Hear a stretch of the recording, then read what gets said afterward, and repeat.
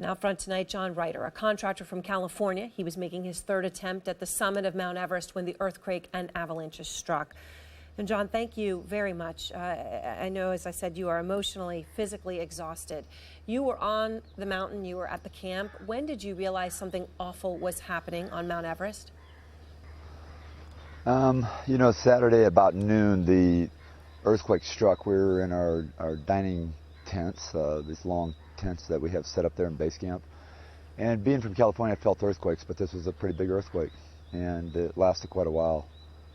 And we all jumped outside, and that's when the avalanche broke off of Primori and came crashing down onto base camp. And what went through your head when you saw that avalanche, when you realized that moment, how huge it was, how many people were around you?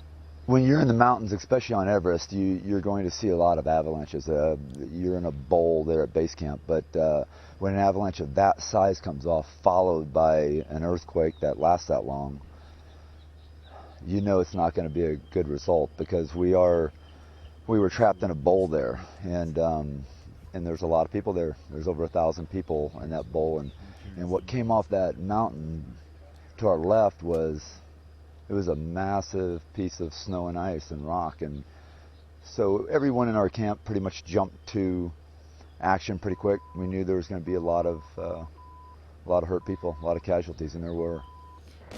Well, you also, I know, had the experience of people who were dying but were still coherent, so they knew they were dying, having to ask them to write down their name so that you could actually put it on their sleeping bags or their body bags.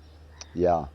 Again, the docs had a lot of training, and they were helping us, and they were trying to get to as many guys as they could. We were trying to comfort them, but there were so many guys with massive head injuries that I remember leaning over to this one doc and talking to her, Ann, and saying, "What can we do for these guys?" And she just whispered, she said, "John, there's not much we can do.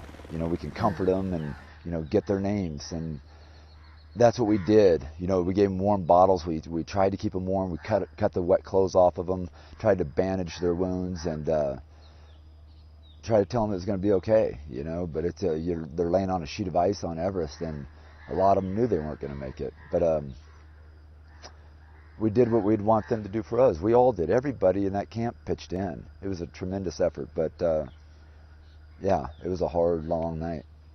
All right, well, John, thank you very much for sharing your story. And of course, our hopes and hearts are with those that are still missing. And we hope that there will be many more miracles to share. Thank you. Take care.